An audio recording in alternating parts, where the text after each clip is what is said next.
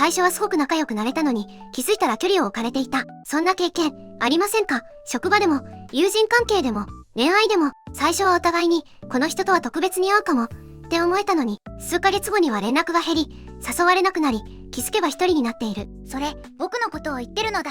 ちょっと胸が痛いのだ。もし今、そう感じたなら、あなたはきっと INFJ の感覚を持っている人です。そしてこれ、あなたが何か間違ったことをしたからじゃないんです。今日は、INFJ が最初は好かれるのに、なぜか最後に離れられてしまう5つの理由を、一緒に見ていきましょう。大事なのは、自分がおかしいんじゃない、と知ること。そしてこの構造を理解した上で、明日の人間関係を少しだけ楽にすることです。理由を知るだけで楽になるなら、聞きたいのだ。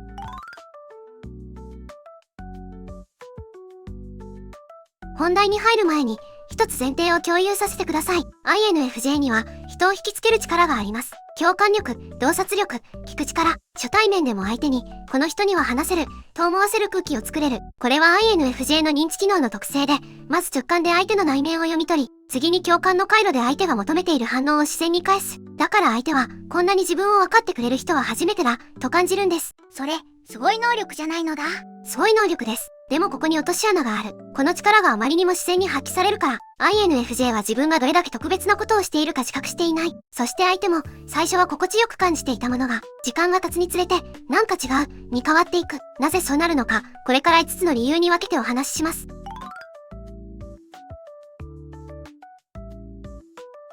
1つ目の理由は、INFJ の直感があまりにも正確すぎるということです。INFJ は相手の言葉だけでなく、表情の微妙な変化、声のトーン、メッセージの返信速度、そういった断片的な情報を無意識に統合して、相手が何を感じているかを読み取ります。しかもそれだけじゃなくて、この先どうなるかまで予測してしまう。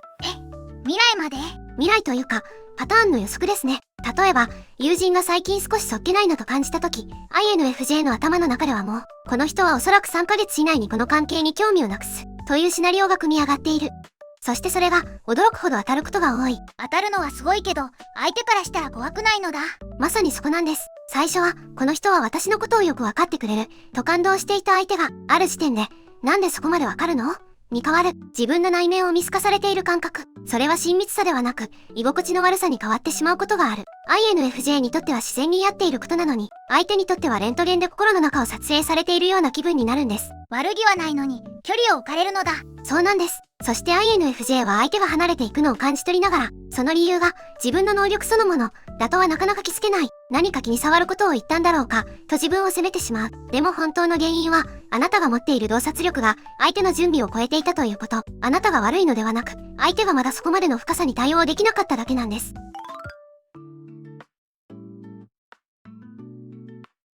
2つ目の理由は、INFJ が本質的に持っている成長への意志です。INFJ は常にもっと良くなりたい、もっと深く理解したいと考えている。人間関係でも仕事でも現状維持で満足することがほとんどない。これは素晴らしい資質なんですが、問題は周囲の全員が同じ速度で前に進みたいわけではないということです。僕の周りにも別にこのままで良くないっていう人多いのだ。ですよね。多くの人にとって変化は怖いものです。社会が用意した枠の中にいれば安心だし、わざわざそこから出る理由がない。でも INFJ は枠の外に出ることが呼吸のように自然で、もっといい形があるはず、と考え続ける。最初はそれが、この人は情熱的で魅力的だ、と映る。でも時間が経つと、ついていけない。一緒にいると自分がダメに見える、に変わる。INFJ が頑張ってるだけなのに、相手が劣等感を感じちゃうってことなのだ。そういうケースは多いです。INFJ が新しい本を読んだ、新しい考え方に出会った、価値観がアップデートされた。それを共有したいだけなのに、相手は、そんなに変わり続けなきゃいけないの？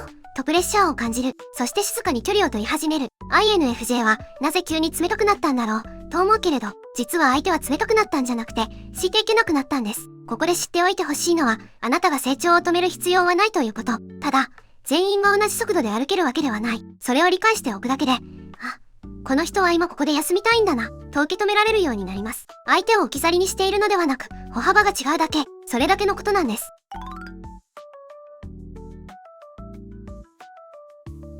3つ目の理由は、INFJ が自分の能力を無意識に隠す傾向があるということです。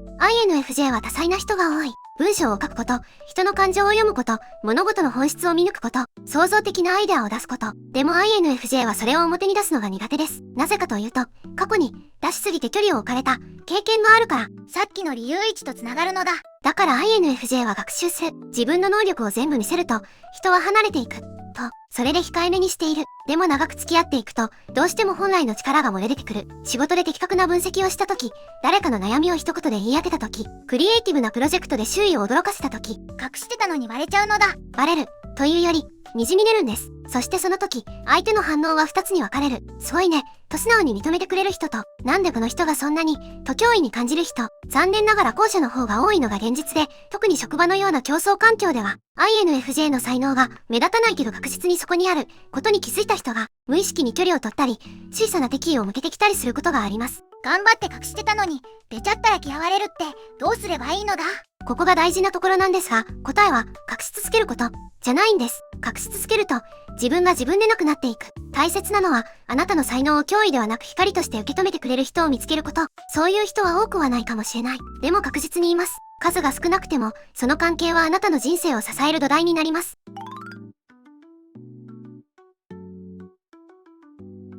4つ目の理由は、INFJ にとって不可欠な、一人の時間、です。INFJ は社交の場では温かく、よく笑い、相手の話に真剣に耳を傾ける。だから周囲は、この人は社交的な人だ、と思い込むことが多い。でも実際は、家に帰ったら電池切れなのだ。まさにそう。INFJ が人と過ごす時間は、携帯で言えばバッテリーを急速放電しているようなもの。楽しいかどうかに関係なく、エネルギーは確実に消費されている。だから一人の時間は、INFJ にとって贅沢ではなく生存に必要な充電時間なんです。問題は、これが相手に伝わらないこと。金曜の夜に、今日は一人で過ごしたい、と言うと、何か怒ってる？私のこと嫌いになった？と受け取られることがある。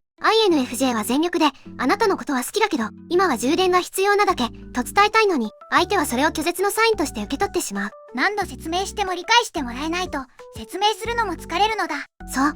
それが一番辛いところです。最初は丁寧に説明する。でも何度説明しても、でも普通は、みんなは、と返される。次第に INFJ は説明すること自体を諦め、ただ静かに距離を取るようになる。相手はそれを、急に冷たくなった、と感じる。でも INFJ の中では、何度も何度もシグナルを送り続けた結果、もう送る気力がなくなっただけなんです。だからもしこの動画を見ている方が INFJ なら、知っておいてください。一人の時間を必要とする自分を恥じなくていい。それはわがままでも冷たさでもない。あなたが明日もあなたでいるための、必要なメンテナンスです。そしてもし INFJ の友人やパートナーがいる方が見てくださっているなら、彼らが一人になりたい、と言った時、それは、あなたから離れたい、ではなく、あなたとの時間を大切にするために充電したい、という意味だと受け取っていただけたら嬉しいです。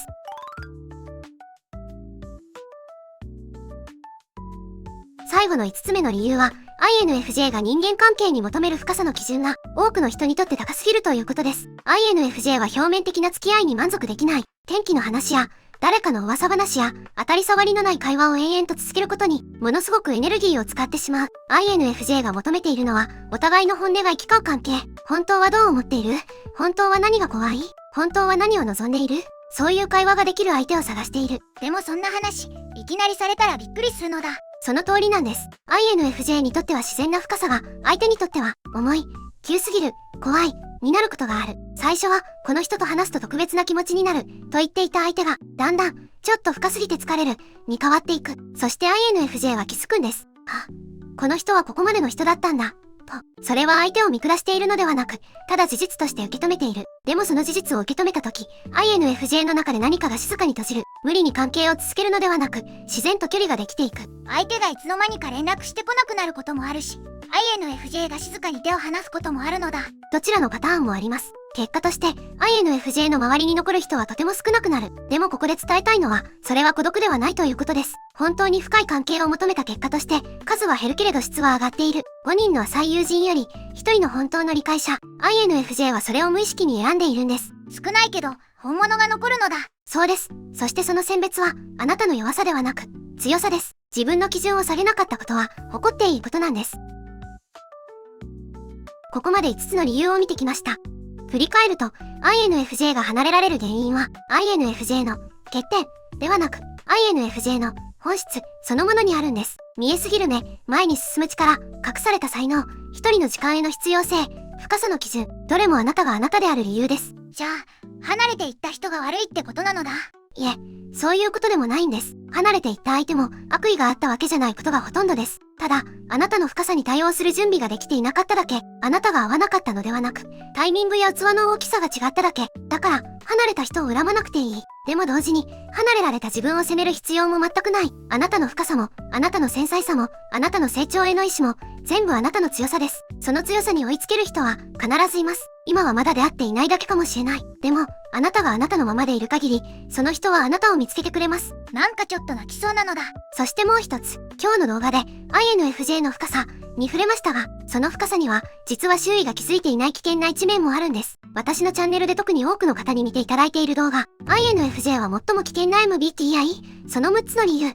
では、なぜ INFJ が16タイプの中で最も警戒される存在なのかをお話ししています。今日の内容と合わせてみると、INFJ という存在の全体像がもっとはっきり見えてくるはずです。概要欄にリンクを貼っておくので、ぜひそちらもご覧ください。チャンネル登録、よろしくお願いします。危険的になるのだ。ぜひ見てほしいのだ。